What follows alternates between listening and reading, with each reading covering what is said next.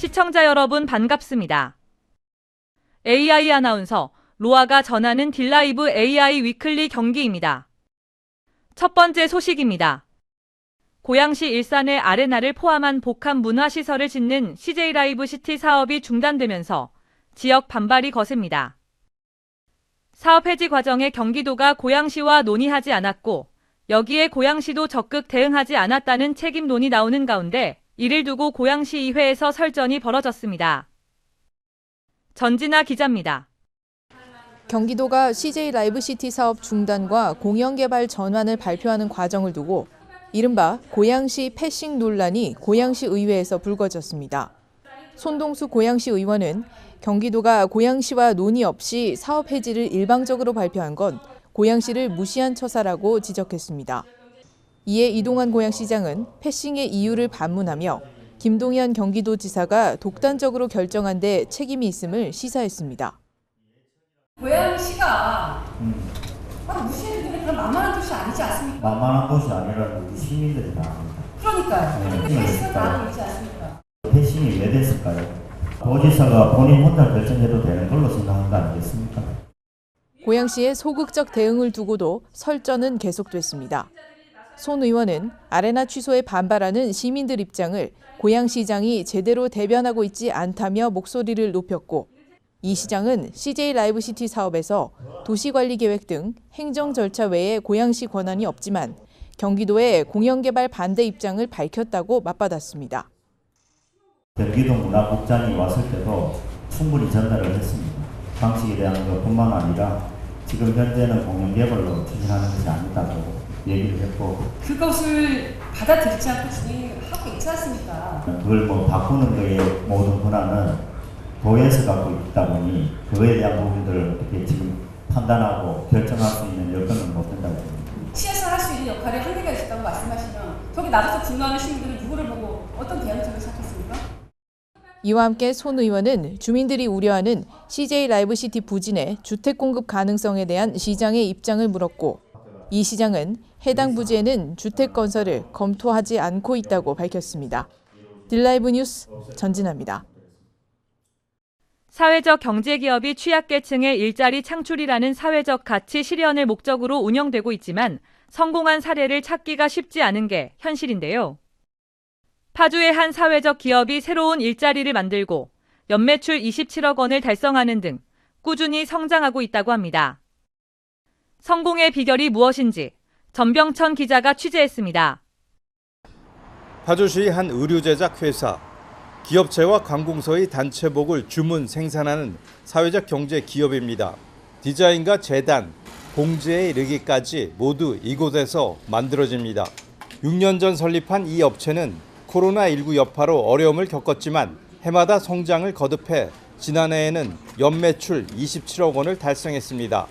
사양길에 접어든 섬유 산업에서 성공한 비결에는 우수한 인력을 활용한 틈새 시장 공략과 새로운 판로 개척이 주요했습니다. 파주 또한 피복 공장이 이렇게 분포가 많이 되어 있었는데 어떻게 보면 그들의 그때 당시에 미싱을 하거나 이렇게 기술력을 갖고 있는 분들이 지금 현재 베이비붐 세대로 그 직업군을 계속 찾지 못하는 이런 구조에 놓여 있고 그다음에 그들의 일자리를 좀 만들기 위해서 저희 같은 경우에는 기업들의 맞춤 수요에 부응하기 위해서 납품종 소량 생산 시스템을 구축을 했고 그리고 공공기관에 납품을 할 수 있는 판로를 개척을 해서 3명으로 시작해 이제 고용 직원만 13명, 20대에서 60대는 물론 장애인에 이르기까지 한데 모여 일하고 있습니다. 나이가 이제 60이 돼서 고령자이다 보니까 취직하기가 좀 힘이 들었는데 이곳 이제 사회적 기업으로 인해 가지고 들어와서 이제 취업을 한 게 가장 좋은 장점이라고 생각합니다. 꾸준한 성장을 통해 주식시장 상장이 목표인 사회적 경제기업 하이디, 새로운 상품을 개발하고 다양한 매출처를 확보해 취약계층의 고용을 확대한다는 계획입니다. 딜라이브 뉴스 전병천입니다. 경기 북부 보훈지청의 신임 손순욱 지청장이 취임했습니다. 36년간 보훈행정을 역임한 전문가로 경기 북부 보훈정책의 전문성 제고 여부에 관심이 쏠립니다. 박영찬 기자입니다. 경기 북부 보훈지청에 손순욱 지청장이 취임했습니다. 신임 손 지청장은 1989년 경남 마산 보훈지청을 시작으로 보훈처 기획실과 대변인실을 비롯해 국립산청 호구관장, 전북 동부 보훈지청장 등 국가보훈부 산하 예하기관장을 역임한 보훈행정 전문가로 꼽힙니다. 전북 동부 보훈지청장 재임 당시 일상 속 살아있는 보훈, 모두의 보훈을 슬로건으로 육군과 연계한 보훈가족 초청 행사와 6.25 사진 전시, 기념식 등의 체험형 보훈 행정을 집행한 바 있습니다. 2012년에는 국무총리상을 수상하며 정책 홍보통으로 보폭을 넓혀왔습니다.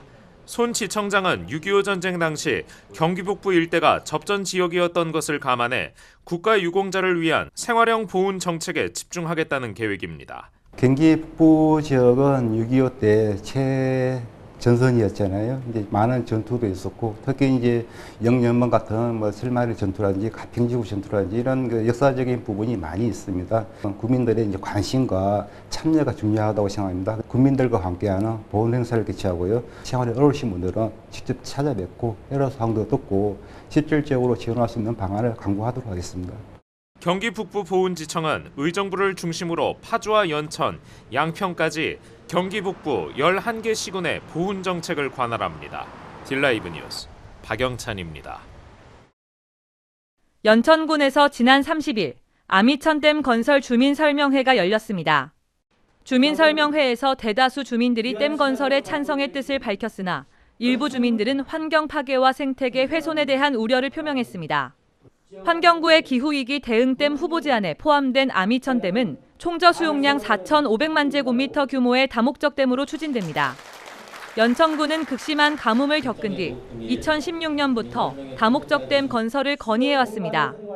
환경부는 주민 의견 수렴과 예비 타당성 조사 등을 거쳐 댐 건설 여부를 최종 확정할 계획입니다. 이 시간 준비한 소식은 여기까지입니다. 딜라이브 AI 위클리 경기를 마칩니다. 시청해주신 여러분 고맙습니다.